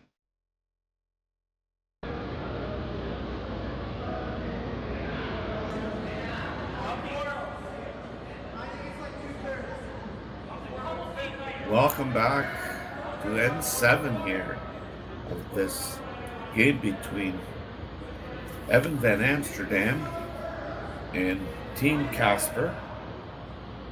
Team Casper just hung a 4 on Team Van Amsterdam, and it was just really one shot. That run back of the corner guard of Casper Stone resulted in a jam, with the thrown stone remaining as a corner guard and covering shot Stone. And Team Van Amsterdam was chasing the whole end, and despite having an opportunity to maybe make a freeze, they were close, but I mean, they had to be on the inside of that. They were just on the outside of the rock with about 6 inches of separation. And Luke Violetti, who's been having a whale of a weekend, made a great shot to score their 4. And now if you're Team Van Amsterdam, you're trying hard to get 3, but you really need to get some rocks in play here. And they've started with 2 corner guards. Team Casper's not going to help them very much. I don't think that's in the cards. They just continue to lob them in the rings.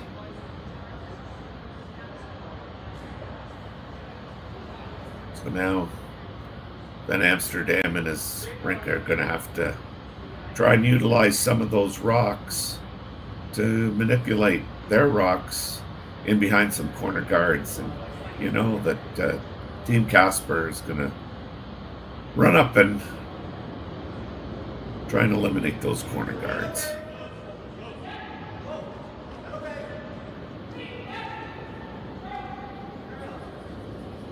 You know, if you're just joining us and you see a 5-1 score, that is not indicative of the play here. It has been a very, very tight game with Team Casper blanking ends 1, 2, and 5, having been forced to take 1 and 3. And then Amsterdam was forced to take 1 and 4. And then, of course, the big 4 and 6 really stands out to make the score 5-1. While we're just speaking of our game, there is another semifinal game going on right now. And right now, Joel Toronez, I'm going to try that one more time. Joel Retornaz has a 3-2 lead over John Epping, but John Epping has the hammer. Sometimes words just don't come out right. Retornaz, say that 3 times, Terry. Anyway, I'm Terry Corbin. I hope you're enjoying this semi-final action. The winner is going to play the winner of Epping and Retornaz, and that'll happen. I think the start time is scheduled for 12:30 noon, just after noon. So they're going to get this over and done with, get people out of Sault Ste.Marie as quickly as possible.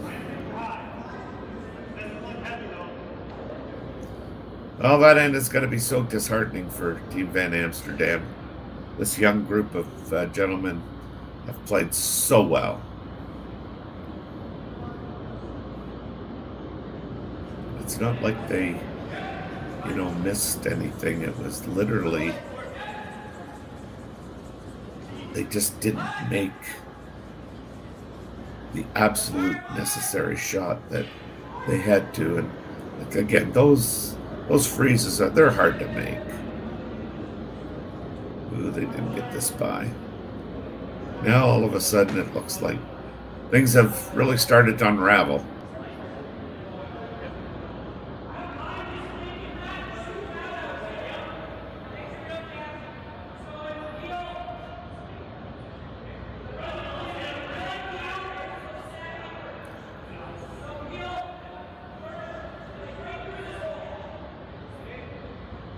I'll try and hit the green first, knock the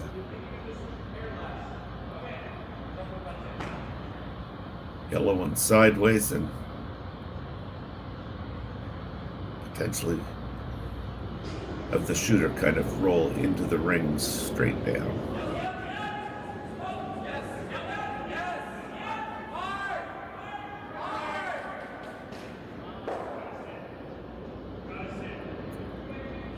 Basically did just that.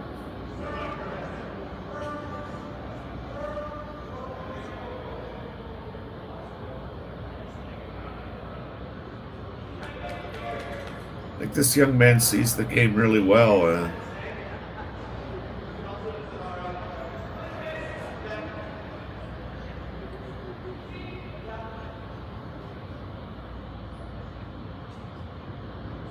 Strategies Very solid. I think if he had one shot that he might want to revisit, it would be that run back on that corner guard. You're running one of your opponent's stones in, and you just hit it to where your thrown stone stays right there and jams the corner guard. See, now all of a sudden these guys just can't get the necessary roll. Probably pretty deflated at this point.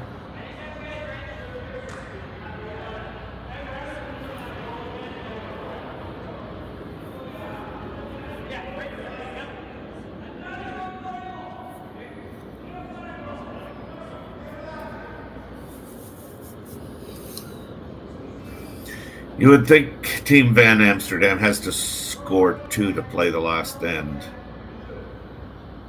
Because they'll be without the hammer, providing they score. All of a sudden, the degree of difficulty of shot making for Team Casper has become very routine. And there's a pretty good roll.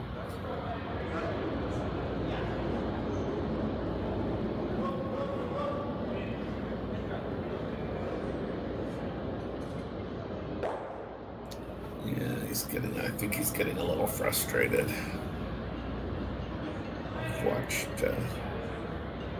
We've watched them play such quality shots there for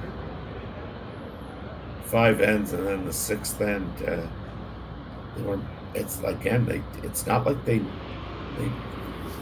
missed anything except for that run back where they jammed it. That really did percolate a 4-ender.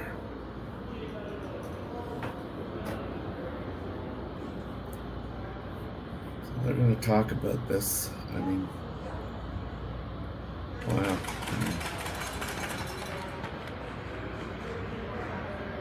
Your cutoff, the intern draws cut off. I can see why they might want to play that. I'm just not sure one's going to do you much good.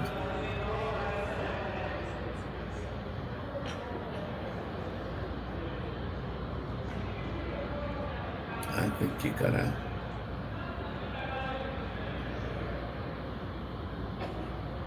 maybe give that a go.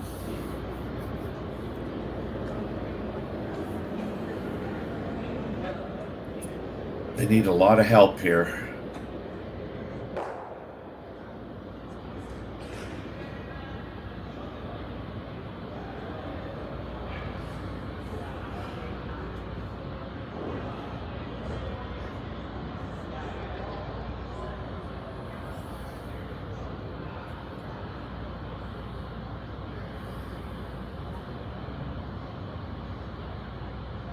I honestly think that that's probably, again, the difficulty in this shot is immense, but when you're down 5-1,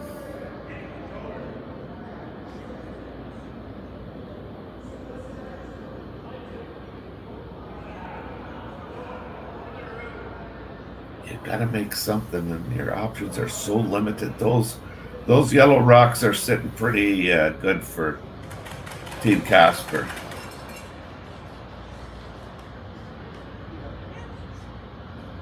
The best outcome here, I think, would be run that in. And you're only throwing maybe at best just through. You've got to get that right to the forefoot.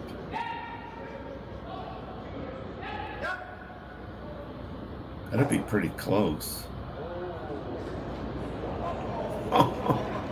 Very good, very good, very good. Given the degree of difficulty, that outcome, I think, is very good. Fortunately. probably isn't good enough.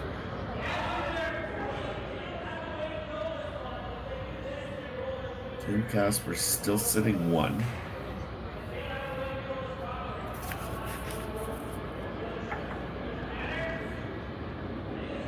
This will be Luke Violetti's shot. He's thrown last rocks as Daniel Casper is not with the team. And Rich Ruohonen is come in and is skipping the team, but throwing lead rocks.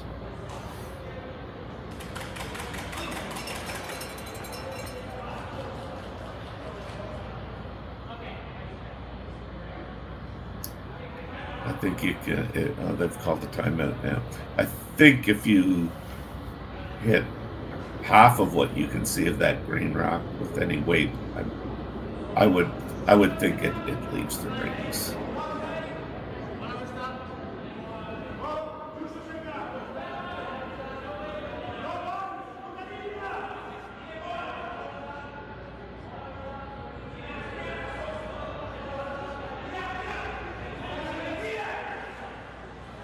Well, they've made their mind up. It looks like they're going to play that end turn draw.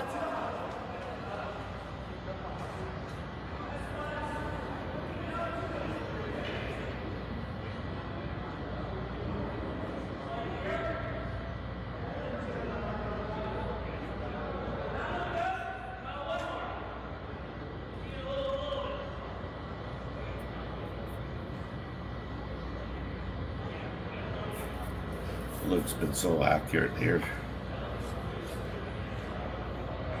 In this game, he had to throw the button for one in the third end and made that without any difficulty.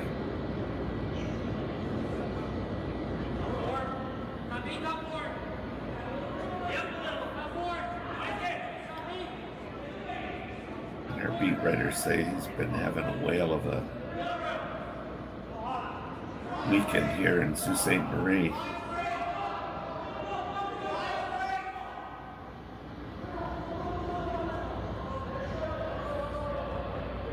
Yeah, real good. He's left that open for a tap on his own.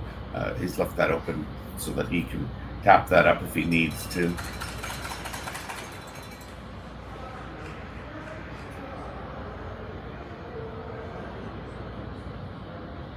Just not.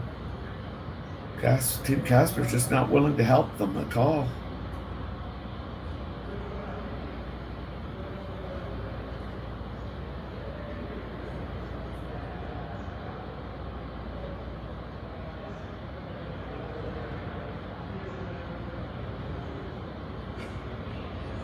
I think they're looking for a way to run back a rock and make that double on the rock thrown in the shot rock.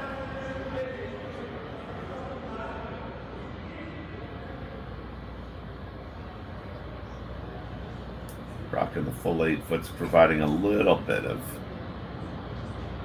cover for them, for Team Van Amsterdam. But yeah, if they make that double, I think that makes the green stone even that more accessible to remove.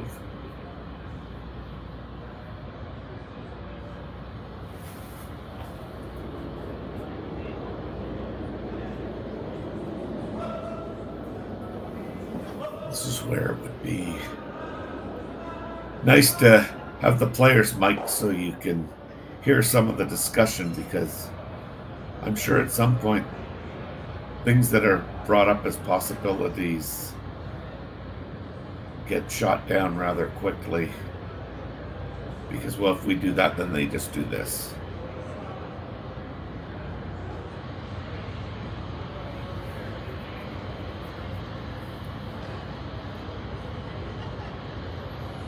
And I'd prefer to be yellow over green right now, even if it was a tied game.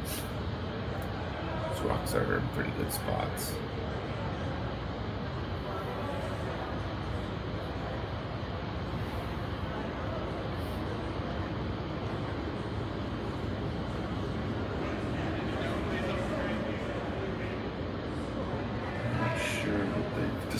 limited ammo.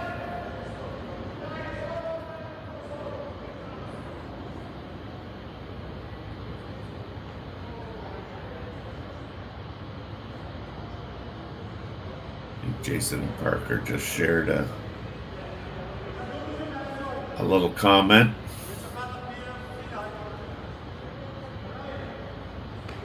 Maybe it was, I'm glad he's thrown it and not me.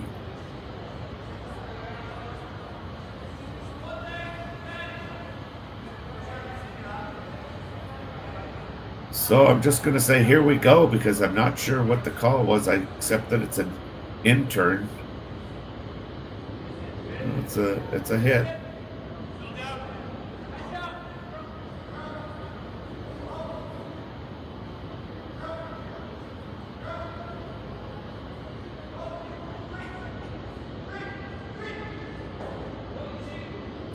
Oh, look at this. Oh, geez, so close. Unfortunately, as close as that was, it's left a rather easy double.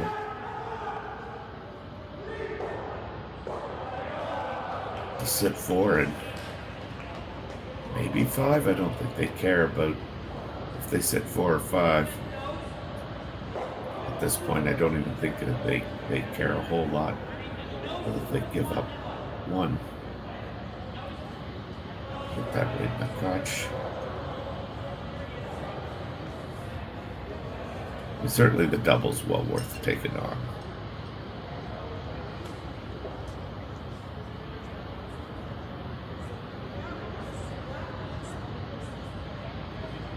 I think this is more just about talking about any risk involved in playing the double. I mean, I think they hit it on the center line side.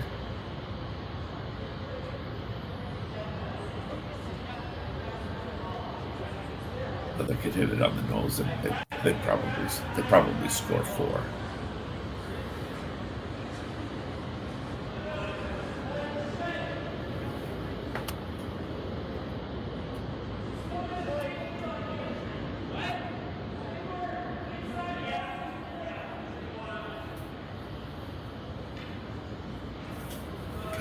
I think they're just talking it through. They could hit the center, and they could hit the hole and probably just stay there. I don't know how he gets to that back shot rock.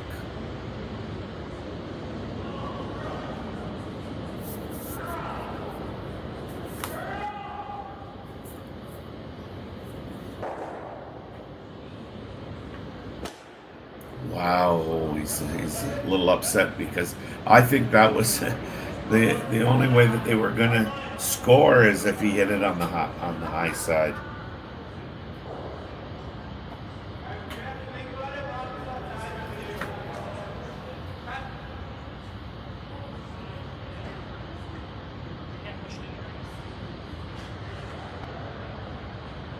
He's still got some work to do to get to. I mean, because the way they're staggered there, that yellow one that's on the center line but in the 8 foot, that runs right into the green stone. Just not sure how you get to.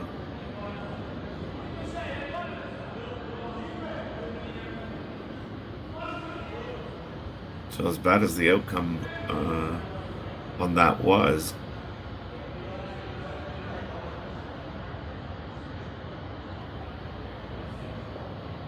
I don't think it's going to end up costing him. He's played just a whale of a game. I'm sure that was probably one of the easier shots that he had to throw, and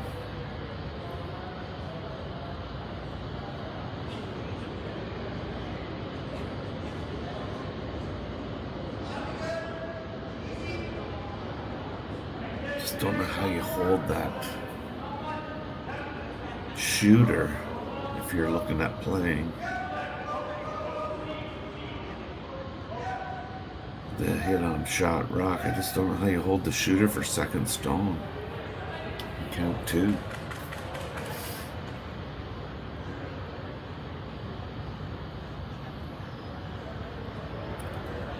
I suppose you gotta give it a go. That run-in might be the easiest way to, and I use the word easy with a lot of sarcasm. You might be able to hit yes at the back edge and just roll and stay for 2. But as I say that, you know, you can't throw a lot of weight. But I think this is the only way you're gonna score 2. Well, this is the ball game.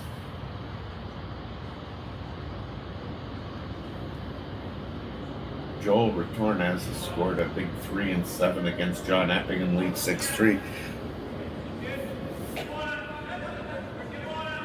Well, this is the game here.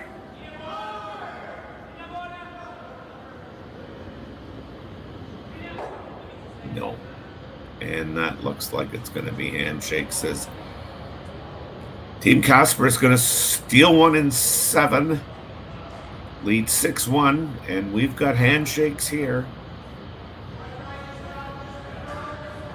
So without calling the final before the final 2 teams have been determined, we've determined 1, but it's really looking like a Daniel Casper team versus Joel Retornaz.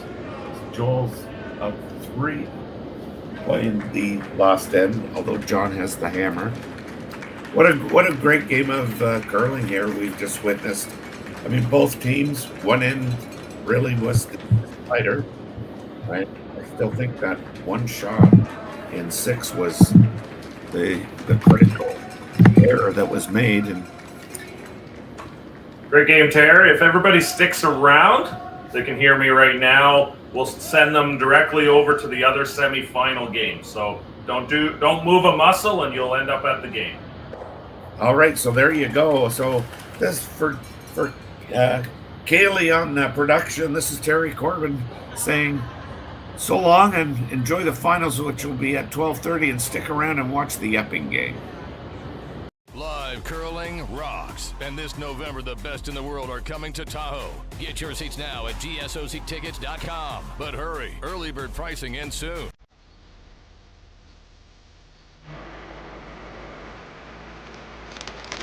If you work the land, you just got to be a jack of all trades type. There's just too much to do. So if you got to be a welder or a farmer or a ditch digger, that's just who you are that day.